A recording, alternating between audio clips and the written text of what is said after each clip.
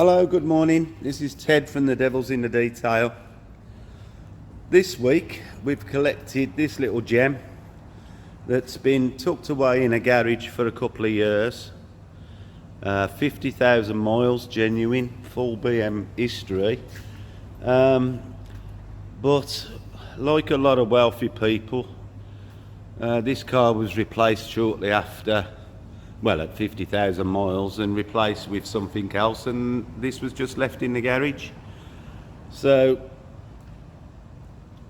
it hasn't been out and washed or anything over the last couple of years, so we're going to spend the week, or as long as it takes, to get it ready for sale. We've ordered a new one of these. How that's got broke, don't know. But just got the battery on charge. You can see it's never been messed with or anything, which is always nice. And basically, we're going to get it all back to looking like new. Nice to have a car in that needs a good going over, so that we can show the results as we go along. So as you can see, it's had no love whatsoever, and now it's time to get some. So while I'm waiting for the battery to charge up, I'm going to start just give a little bit of a vacuum and a clean inside, and we'll see how that comes up. If it needs some in-depth cleaning, we'll do that later on. But we're going to start cleaning up all the interior and trim, and you can see the roof's going to need a deep clean and probably reseal. So I'm going to get on and start giving it a clean up and try and get this back. These wheels look like they haven't been cleaned for a long time. I suppose, you know, when you've got loads of money, you can just drive them. But anyway, at least it gives me something to do. And it's been a while since I've had something like this to do, so it'll be nice to show the results when it's done. So I'm going to get on with it and start vacuuming.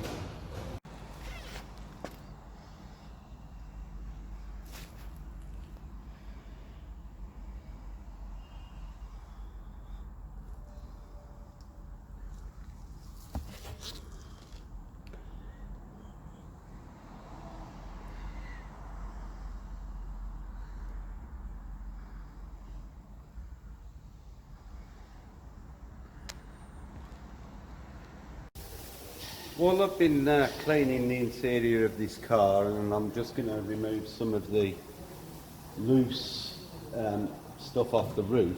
It occurred to me that I might be able to pass on a couple of tips. When we buy these vacuum cleaners, the first thing we do is take the nozzle and then run fine flatting paper all the way around the end of the nozzle. Some of these hard plastics come with hard edges, and when you're cleaning the interior, especially plastics, if you catch it with the hard edges, it will mark it. So every time we buy a vacuum cleaner, the first thing we do is take these edges off. The other thing, and the same goes with this was about £6. A great little thing. It basically, you undo your nozzle and that slides on the end, and it is universal. The end is like a cone, so it fits most. Also, we flatted the end of that down, but this is a crevice tool, and when we're cleaning around the air ducts and down the sides of the seats that you can't normally get your vacuum in, this comes in really handy. So, you know, it's a good addition to your tools, you know, when you're cleaning your car. But always make sure that you smooth these edges off, because they will mark the upholstery or the plastics. So just thought I'd pass on a little tip, you know, because I was using it, and I thought, well, you know, I might as well pass it on. It is something that I meant to mention before but haven't. So I'm going to get on now. I've finished cleaning the passenger side of the interior. We may have to get the wet vac out and clean it later on. But I'm just trying to get it tidy while I'm waiting for the battery to charge up. So, like I said, I've started cleaning off the canvas roof. It is going to have to be scrubbed and cleaned, but if I remove most of the loose stuff before I start, it does show me where the bad bits and any of the algae has built up, so I'll be able to go straight in, rather than try and blow it all off with the jet wash. And the other thing is, if you are jet washing a soft top, try and keep the nozzle away, because it will leave lines in the fabric of the roof. So don't hold your jet washer too close to the canvas roofs. And that's part of the reason why I'm cleaning it off first, is so that I can see the parts that really need more attention. So there we have it, and I'll show you a bit more as I go along. Like I say, I'm waiting for the battery to charge up, then it will go outside and we'll start doing what I was going to do first, which was the engine compartment, get that done, and then work around the car and clean all the little bits up. It's just stood for that long that it's just full of crud, so it should clean up really nice. It's a low mileage car, and to be fair, you know, the bits that I have cleaned up around the doors and whatnot have come up really nice. So I'll see you soon on the next one, and hope you're enjoying some of the tips. This is the reason I do it, is to, you know, pass on some of the easy things that anybody can do. It's not rocket science, you know, it's just using your loaf a little bit. So I'll see you on the next one.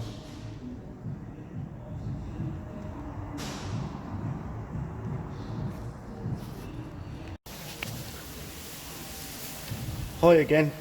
I just thought I'd show you, after about 10-15 minutes of vacuuming and a semi-stiff brush, that the roof's already looking a million times better, but more importantly, it's showing up the areas that are bad. So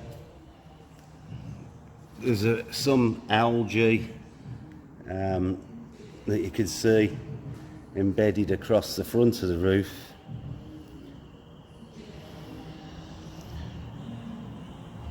But at least now I can see the worst parts, and for a little effort, you know, it started off quite bad and gives me a better idea of what we've got in front of us.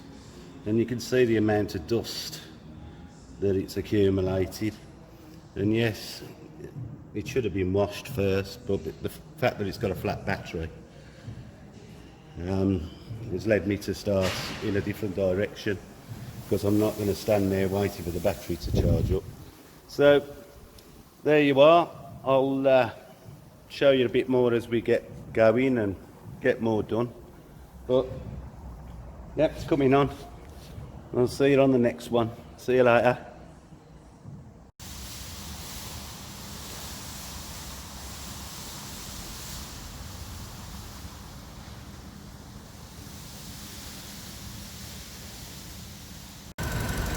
Hi, I've started doing the engine bay, and I'm using Auto Smart G101 mixed to 5:1 ratio, and using it as a degreaser to remove the gunk off the bonnet and the engine parts, using a just the G101 and a detail brush and getting into all the nooks and crannies, and now just removing all the residue.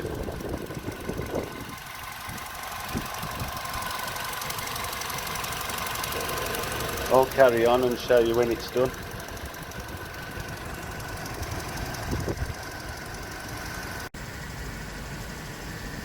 Right, the engine bay is finished, the roof's clean. Now we've got to start cleaning up the paintwork. So we're going to start off, I've just wet the car down, and I'm going to give it the first of 3 snow foams, and on the last one I'm going to add some fallout remover to the snow foam.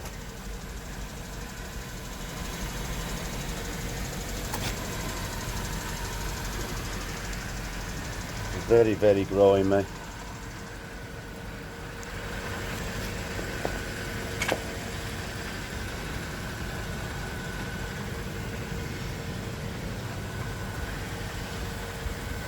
So we'll start with giving it a snow foam.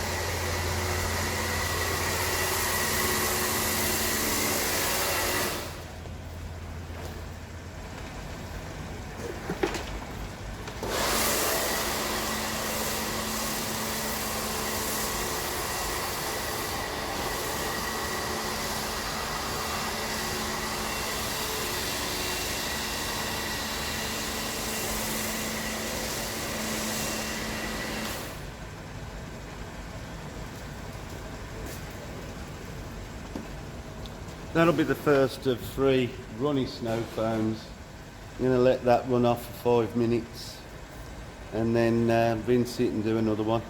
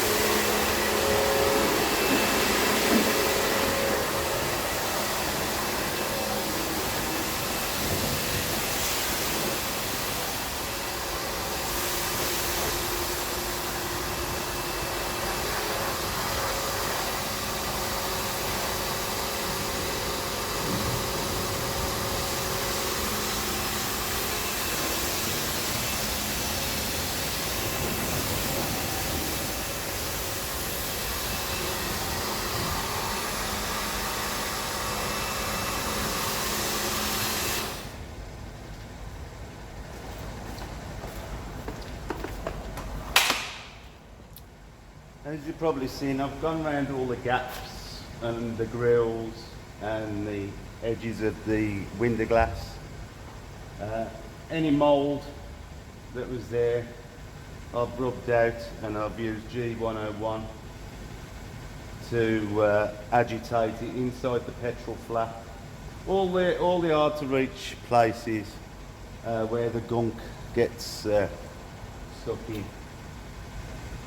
Done the first snow foam. I'm now going to add some fallout remover to the second one and see if that'll remove a little bit more of the rubbish. It's still pretty stained, as I expected it to be. So we'll just keep cracking on, and I'll see it again in a minute. I've just added the next coat of snow foam with some fallout remover, and a lot of people ask me, why isn't the snow foam thick and clingy? Well, I don't want it to cling. I want it to break the dirt up, and I want it to run off the car. Clings for show, run is for go. That's our motto here. And the wetter we put it on, the more chance it's got of breaking the dirt up. So that's the reason why we don't have 2-inch thick worth of clingy snow foam on the car. I'm going to let this dwell for 5 minutes while I have a cup of coffee, and then we'll rinse it off, and I think really I'll start the washing process. Even though it's only had 2 snow foams, I don't think it's going to remove any more than it is already. So I'm going to have a cup of coffee and get on with it.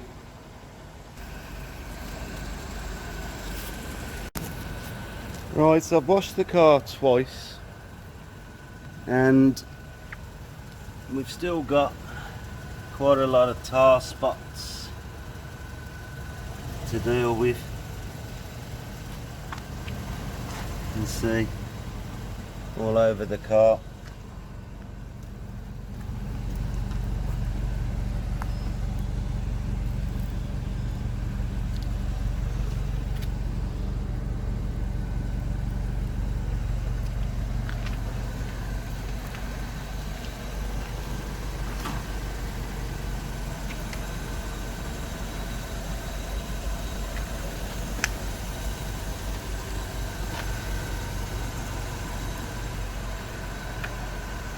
So I'm going to go over the car now with Auto Smart TARDIS to remove as many of these tar spots that I can find, and then we'll wash it again.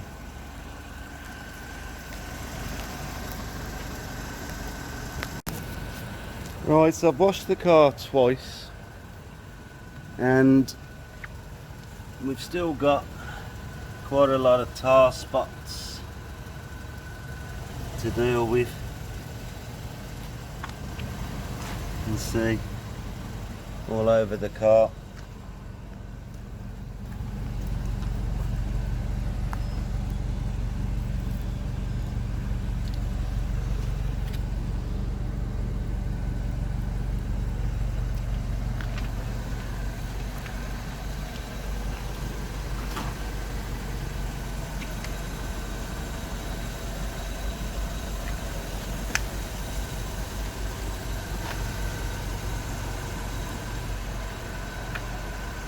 So I'm going to go over the car now with Auto Smart TARDIS to remove as many of these tar spots that I can find, and then we'll wash it again.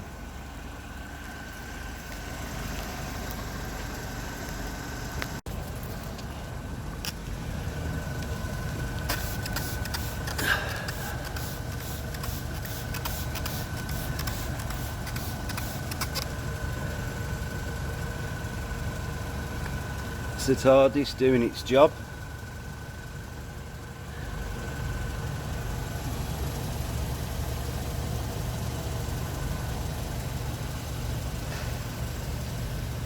I'm going to continue around the car, dousing them with the TARDIS.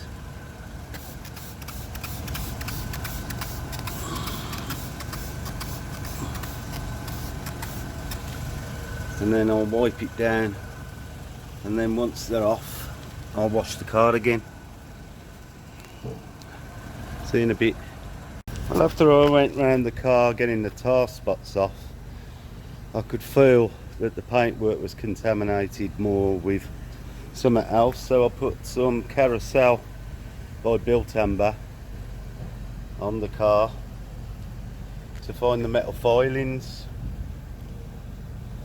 and this is the result.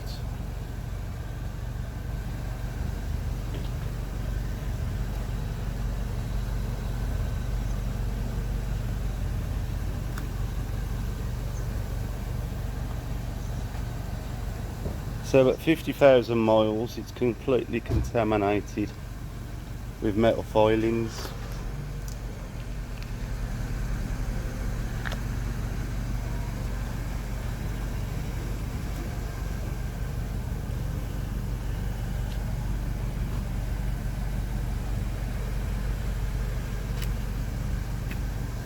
So I'm going to let that dwell for another couple of minutes before I wash it off and start spraying the sides of the cars. Let me take you on a journey around the car.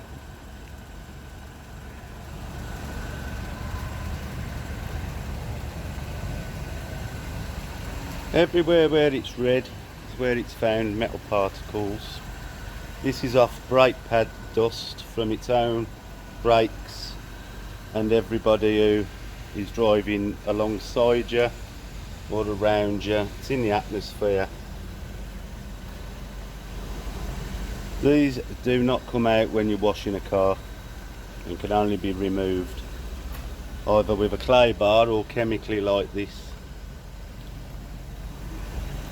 I'm using Built Amber carousel.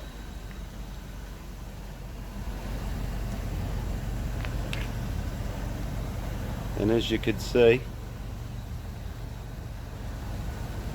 for such a low mileage car, the amount of contamination that it has. We can see this showing up because it's on white, but it's the same on any coloured car. You just normally on a dark car you wouldn't see the bleeding, you just see it dripping off onto the floor.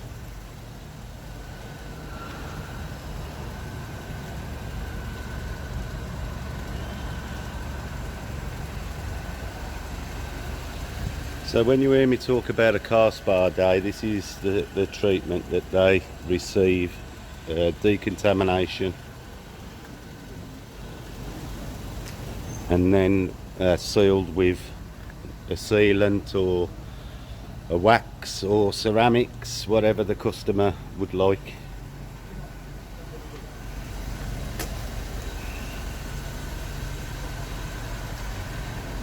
Right, I've got to rinse it off. See you in a bit.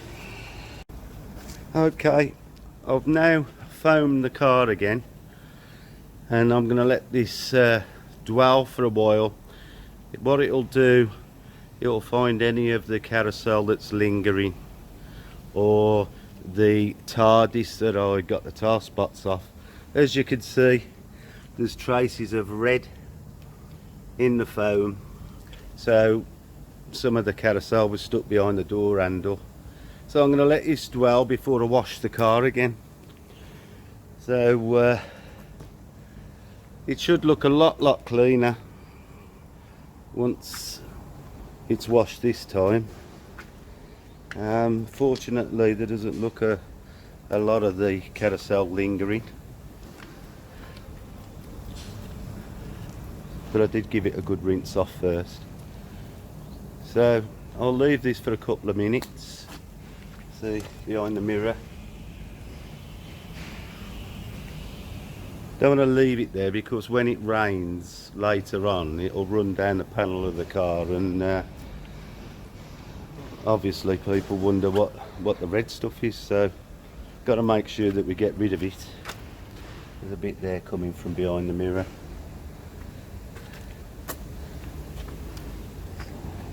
This is why we have to wash the car multiple times.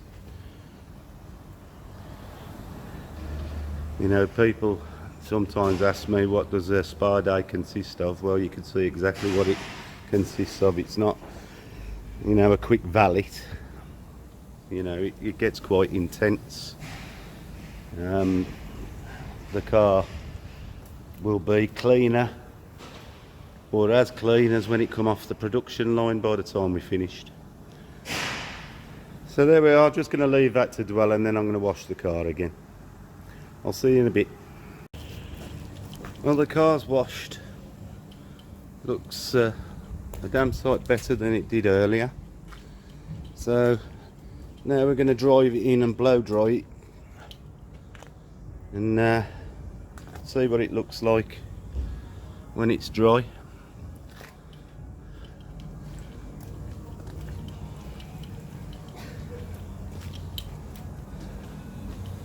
It's amazing how much brighter the car looks without all that contamination on it.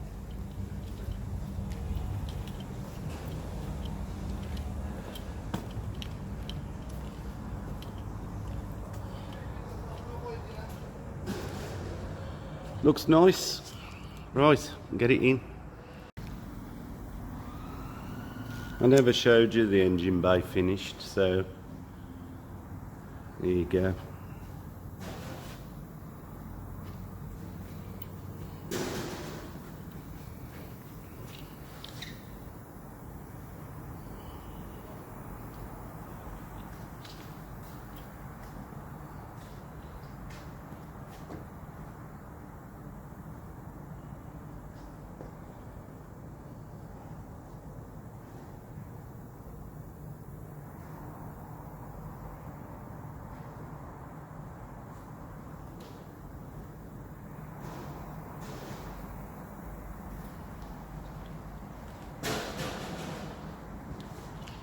Car's been dried off, cleaned off,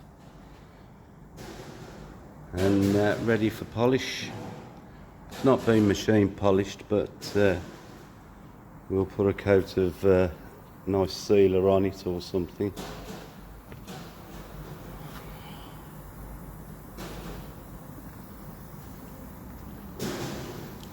But it looks a lot cleaner.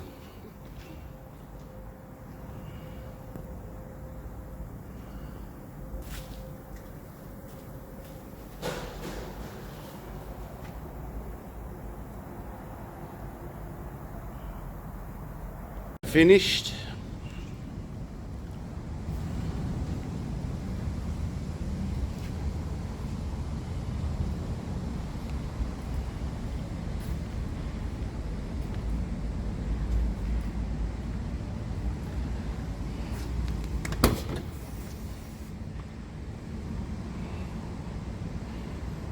All looking lovely. Roof's come up nice.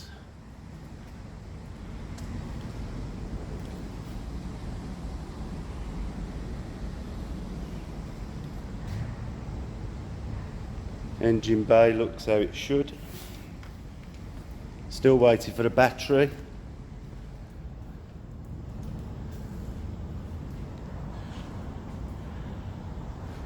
But I think you'll agree it's been transformed from what it was.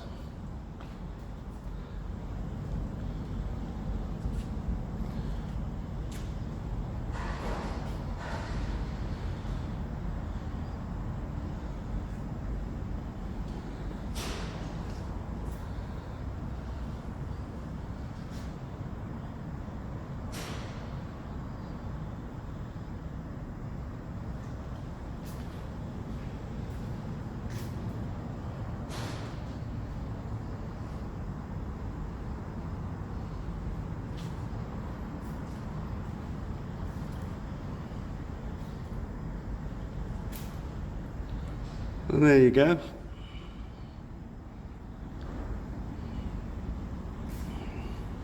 Mission complete.